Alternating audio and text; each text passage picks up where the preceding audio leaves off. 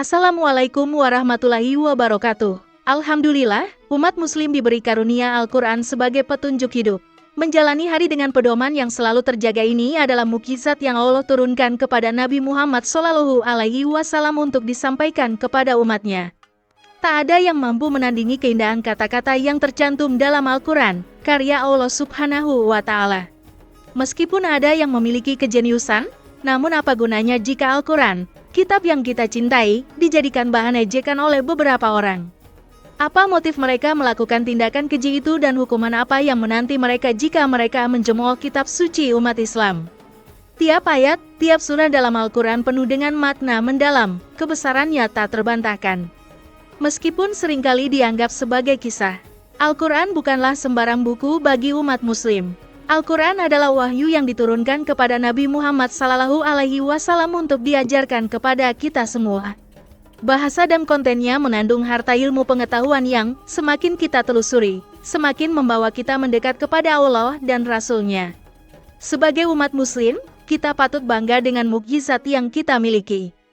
Bagaimana tidak, hanya dengan membacanya kita bisa mengumpulkan pahala yang besar. Seperti yang disampaikan dalam hadits Rasulullah SAW, barang siapa membaca satu huruf dari Al-Quran, ia mendapat satu kebaikan, dan kebaikan itu bernilai 10 kali lipat. Aku tidak mengatakan, alif lam mim, satu huruf, tetapi, alif, satu huruf.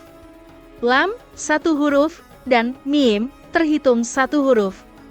Hadis riwayat At-Tirmidzi. Tidak hanya itu, kedamaian hati bisa kita rasakan ketika membaca Al-Quran.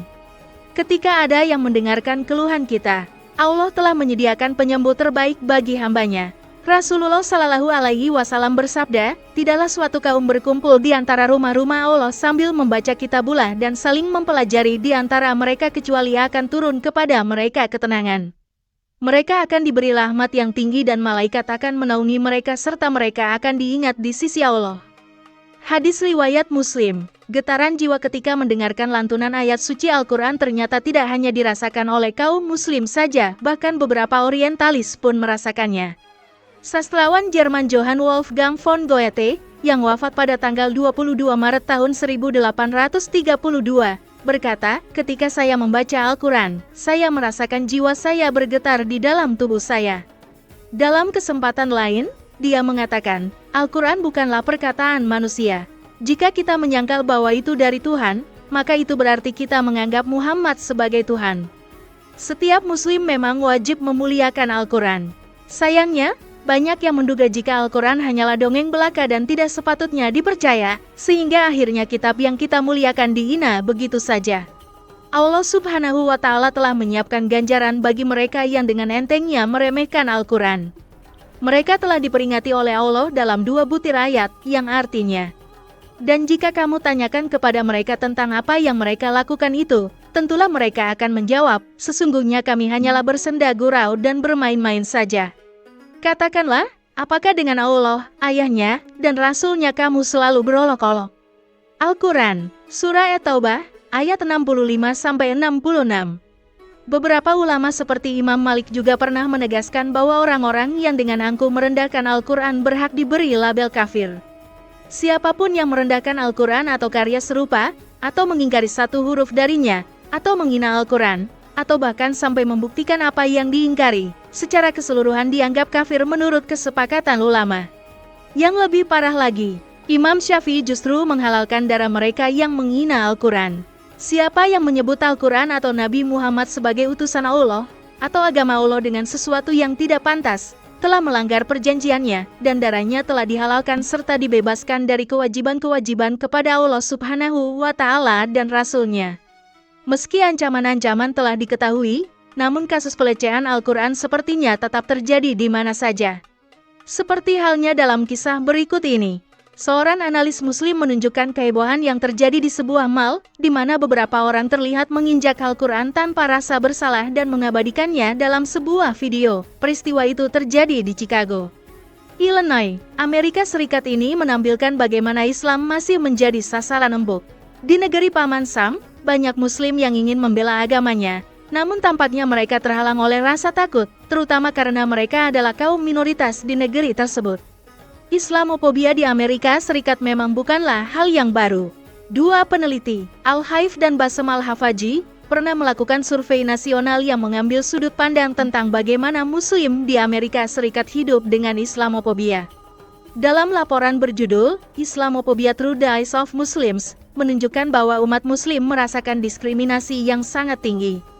Banyak yang awalnya menduga jika kebencian tersebut merupakan efek dari peristiwa 9/11, tetapi sepertinya tak bisa dilupakan begitu saja oleh warga Amerika. Ledakan di World Trade Center pada tanggal 11 September tahun 2001 menjadi momen yang membekas, apalagi menewaskan banyak orang kala itu. Sebenarnya, itu hanya memperkuat Islamophobia yang sudah ada, bukan muncul setelah peristiwa tersebut. Di Amerika, dua orang pendeta bernama Bob Paul dan Daniel juga nekat membakar Al-Quran bertepatan dengan peringatan 9 tahun serangan terhadap World Trade Center di New York.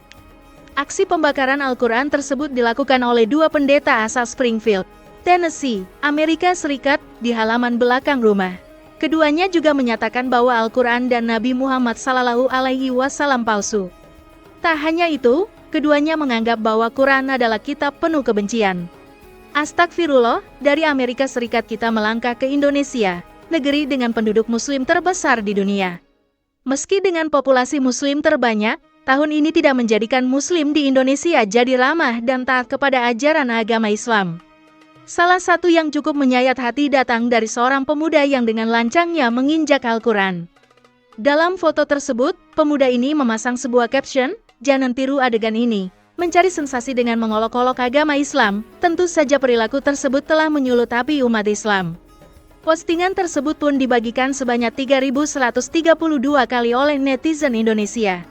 Setelah berita tersebut viral, polisi akhirnya mengamankan pria yang ternyata bernama Priyananda dan telah diproses oleh pihak yang berwajib. Masih dari Indonesia, seorang pria dari Sumatera Utara juga berulah.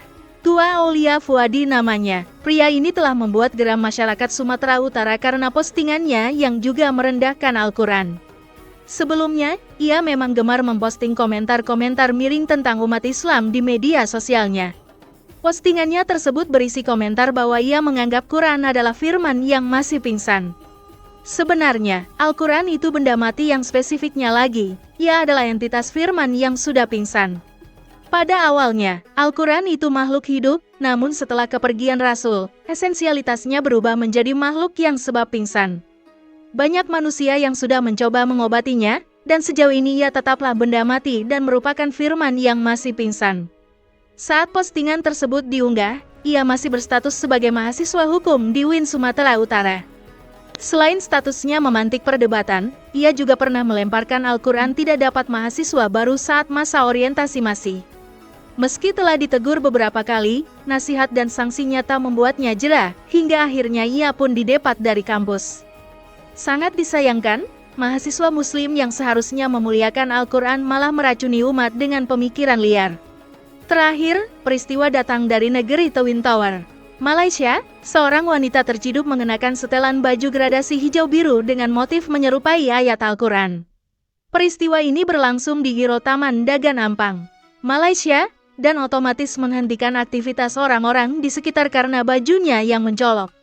Seorang pria Arab pun mendatangi wanita tersebut, memberikan simbol larangan, namun sepertinya wanita tersebut terlalu menghiraukan larangan tersebut dan malah tetap tersenyum sumringah di depan kamera, seolah-olah tak terjadi apa-apa.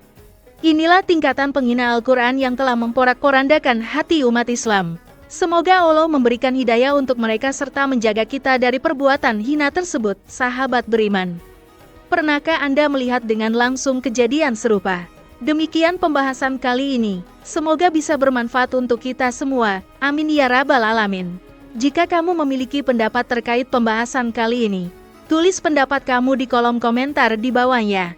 Terima kasih telah menonton video ini. Jika kamu menyukai konten ini, jangan lupa untuk like, share, dan subscribe ya. Terima kasih dan sampai jumpa dalam video berikutnya.